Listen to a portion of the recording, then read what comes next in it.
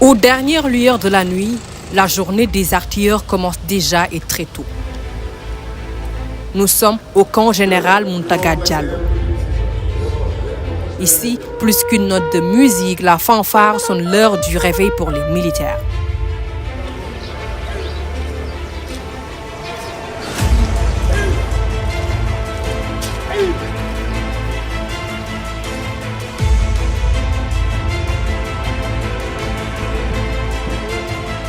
Aux aguets devant le commandant du bataillon, le rassemblement du matin constitue un moment clé du début de la journée. Il permet de diffuser les ordres du jour, de s'assurer de la présence des effectifs et d'échanger sur d'éventuelles informations.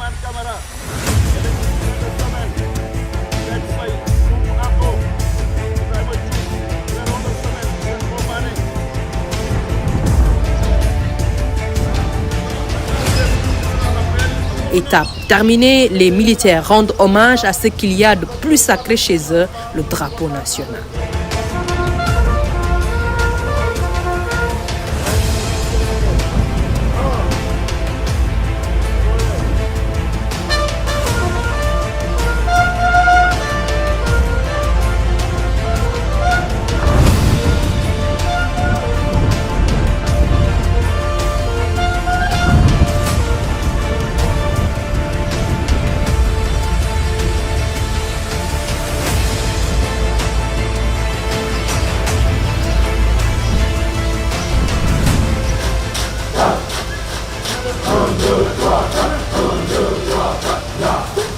Né de la compagnie d'armes lourdes communément appelée CAL, le premier bataillon de l'artillerie est créé en 1969. Initialement implanté au camp Ladjor, la CAL fut successivement transférée au camp Arsenal la même année au mois de décembre. Puis au camp Faidherbe en mai 1970 avant d'être déplacé à nouveau au camp des Mamelles en 1975. Depuis sa création, le bataillon a été commandé par 20 officiers supérieurs dont le premier fut le lieutenant-colonel Pierre Faye. L'artillerie a pour rôle de contribuer par le feu à la réalisation des objectifs opérationnels. Donc pour cela, nous disposons de canons, que ce soit pour la partie solaire ou bien pour la partie sol-sol. Donc pour faire notre mission, qu'il s'agit d'appuyer les unités au contact par le feu, nous pouvons donc soit aider à détruire l'ennemi ou bien aider à défendre les amis. Donc pour cela, nous sommes organisés de manière très duale. Donc nous pouvons nous organiser en moyen de l'avant et en moyen de l'arrière. Donc les moyens de l'avant vont nous servir à acquérir les objectifs et les moyens de l'arrière vont servir à traiter ces objectifs. Donc en termes de composants, la composante solaire, elle permet de défendre les unités au sol par rapport à la menace aérienne. En plus d'être une arme de combat, l'artillerie est aussi un outil de renseignement. Donc grâce à tous ces moyens d'observation, nous sommes capables d'apporter au chef interarmes des renseignements nécessaires à sa prise de décision.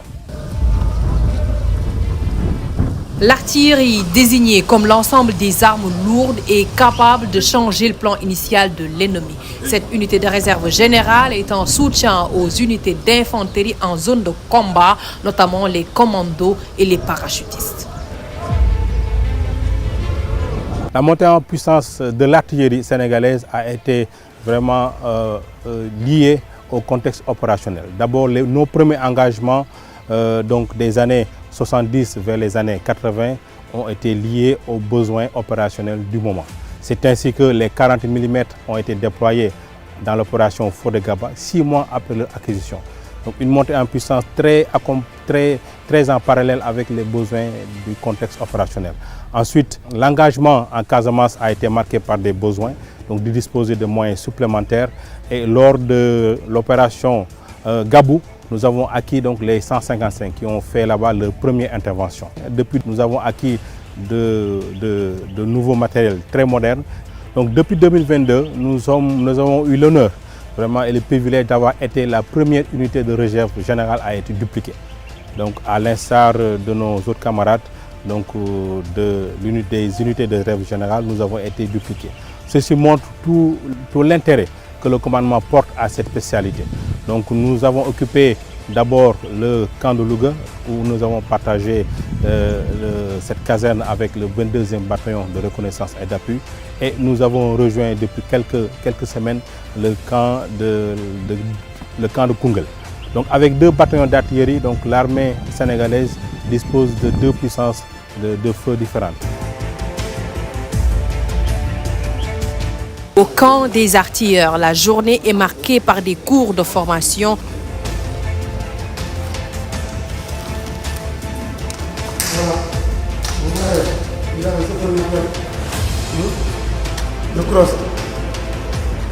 En contact permanent avec les armes, il est primordial d'avoir une parfaite maîtrise de son outil de guerre, du fusil au canon. Fils du Ninki Nanka, l'artilleur est avant tout un soldat qui doit maîtriser son arme individuelle.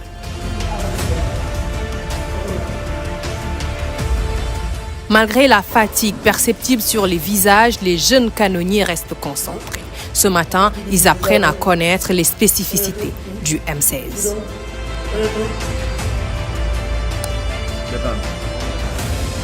C'est bon.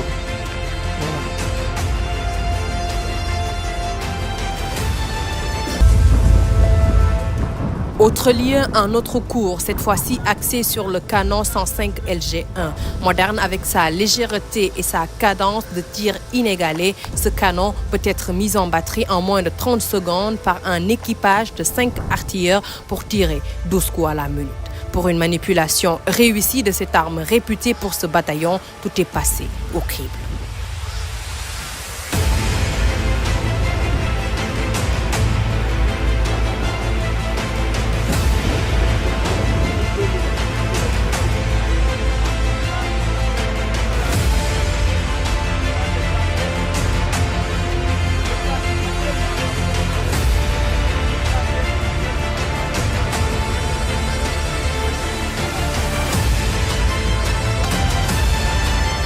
Même si l'artilleur n'est pas directement au contact avec l'ennemi, il joue un rôle crucial sur le champ de bataille en contribuant à la protection et au succès des forces terrestres. C'est pourquoi il est important, voire obligatoire, d'avoir une parfaite aisance en topographie et en renseignement.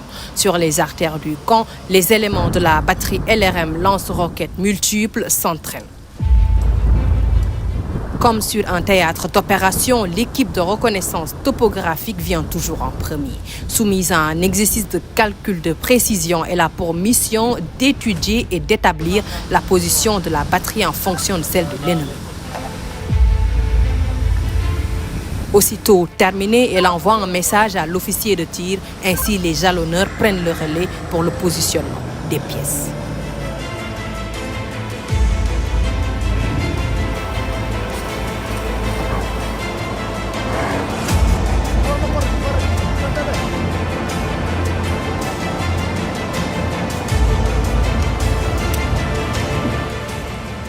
Cette batterie lance-roquettes multiples a participé avec brio à plusieurs missions opérationnelles. Elle a été déployée dans différentes opérations en zone militaire numéro 5, notamment à Bindjaloum, Bouniak, Nord Bignona en 2022, avec des résultats fort appréciables.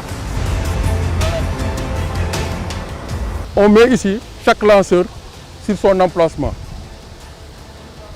C'est-à-dire, une fois arrivé, on fait le plan d'implantation. Chaque pièce, ses coordonnées, face à la direction de tir indiquée. Donc, une fois terminé, le PT, celui qui dirige le tir, il coordonne le tir, il donne chaque pièce les éléments de tir.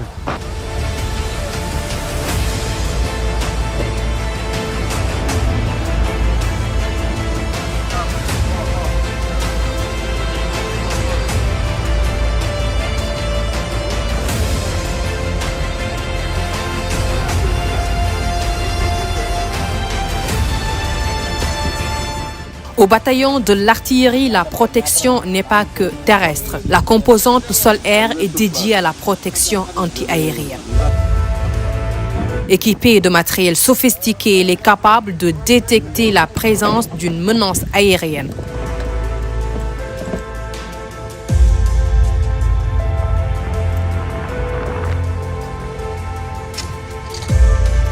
C'est avec une parfaite harmonie qu'ils arrivent à neutraliser le belligérant. Dans le cadre de cette manœuvre aujourd'hui, nous avons reçu comme mission d'assurer la défense anti-aérienne d'une batterie de 105 LG1.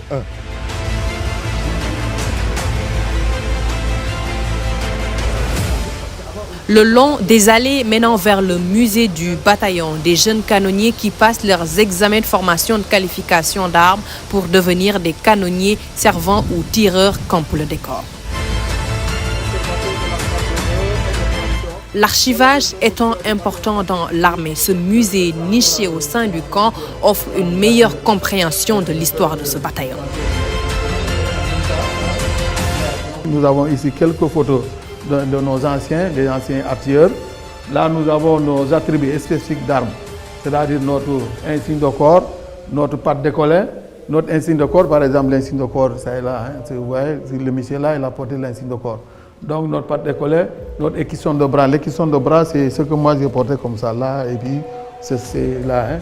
Là, nous avons quelques photos de notre fête patronale, la fête du bataillon d'artillerie, la fête du Ninki-Nanka. Vous savez, les artilleurs sont des enfants du Ninki-Nanka. Vous connaissez le Ninki-Nanka, non? Le Ninki-Nanka, c'est le dragon. Donc, c'est ça. Tout ça, c'est les anciens, les photos des anciens artilleurs. Ici, nous avons c'est aussi, là où nous sommes, c'est le quartier Pierre-Faye. Bon, là, c'est avant la création du 2e bataillon d'artillerie, on était avec 7 compagnies. Donc, de chez nous, les compagnies s'appellent batterie. Donc, chaque compagnie est sa fognon et sa devise. Donc, ça, en sortant, tout le monde sait que ça, quand on voit ça, en sortant, tout le monde sait que ça, c'est telle compagnie. Hein? Donc, sa devise est là, par exemple. Chaque compagnie, il est là avec sa devise. Donc, nous avons ici, ça, c'est l'exemple d'un canot de la 105 ASM2. Ça, c'est un canot historique pour nous. Par la suite, je vais vous montrer pourquoi le canot là est historique. Parce que depuis même la création de la guerre de la Casamance en 1997, c'était le seul canot qui était en Casamance. C'est un canot vraiment historique pour nous, le bataillon d'artillerie. Hein. Nous avons ici le général de corps d'armée Mbaïsié. Donc, ce n'est pas parce qu'il est Semga qu'il est là. Hein. C'est parce que de l'histoire de l'artillerie, c'est lui le premier à être Semga. Donc nous avons ici le général de division Mountaga Diallo. Le général Mountaga Diallo est une figure emblématique des forces armées sénégalaises, reconnu pour son engagement dans les opérations de maintien de la paix et son rôle au sein des missions internationales. En reconnaissance de son dévouement, le camp Bel-Air porte son nom. Ici, là où vous êtes là, c'est le bataillon d'artillerie. Donc ce quartier s'appelle... Il rejoint la compagnie d'armes lourdes en Casamance où elle a été déployée depuis les fameux événements de Santhiaba Mandjak de mai 1972. Il va prendre les commandements de l'unité et séjourner avec elle en Casamance avec une devise qu'il a imprimée très vite à tous ses hommes.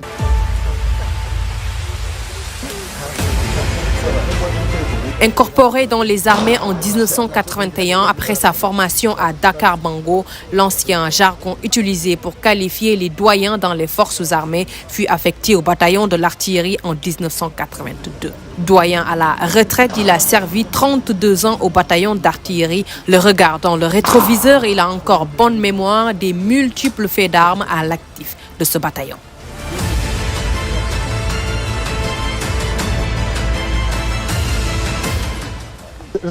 Elles sont nombreuses ces opérations. Je citerai Medina Mankaï, je citerai Babonda, je citerai Tamp, Guidel, Babodinka, Sekounaya, je citerai Nord-Signan, Niassia. Bref, la liste est loin d'être exhaustive. C'est des missions où l'artillerie a vraiment participé d'une façon très professionnelle. Depuis 1981, il y a eu ces hostilités. Mais il n'y a pas un lopin de terre où les rebelles peuvent dire ici, c'est notre territoire qui est conquis. Et l'armée sénégalaise ne peut pas venir ici. C'est grâce aussi à la compétence de l'armée et en particulier le bataillon d'artillerie. À tout moment, ils reçoivent les pélos. En Guinée-Bissau aussi, hein, on a eu à démanteler toutes les bases, bras. Et une anecdote en Guinée-Bissau, puisque quand on partait, on était venu avec la batterie de 105. La batterie de 105, sa portée maximale est de 11 km 100. Les rebelles, comme aussi c'est des tacticiens, ils ont dit que comme l'artillerie, sa portée à 11 km 100, ils vont faire leur base à 11 km 400. Donc on ne peut pas les atteindre. Et ils ont mis le reste, on ne peut pas progresser. Quand il y a eu l'accalmie, La voiture de 155 est venue la nuit. Ils n'étaient pas au courant. Automatiquement, les hostilités ont commencé. Il y a eu la relance, parce qu'il y avait 11 km/h avec les 105, mais les 155, ils peuvent tirer jusqu'à 20 km. Il y a eu cette relance. Ils ont été surpris et on les a bombardés. Qui veut la paix se prépare à la guerre. C'est fort de cette locution d'origine latine que l'artillerie se prépare activement à la manœuvre nationale avec les autres bataillons de l'armée. S'entraîner pour vaincre, c'est tout un arsenal qui a été déployé sur le terrain. L'objectif de cette grande opération est de renforcer l'autonomie des armées en matière de conception, de planification et d'exécution d'opérations de grande envergure. Au signal du chef, les tirs sont envoyés.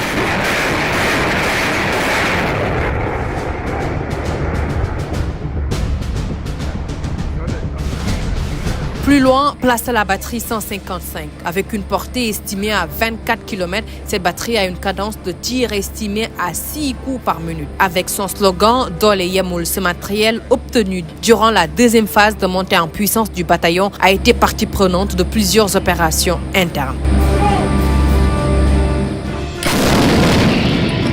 La batterie 155 figurait dans l'ordre de bataille lors des opérations extérieures menées sous la bannière des Nations Unies comme au Mali dans le cadre de la mission multidimensionnelle intégrée des Nations Unies pour la stabilité du Mali ou sous celle de la CEDEAO comme en Gambie avec la mission de la CEDEAO MISCA.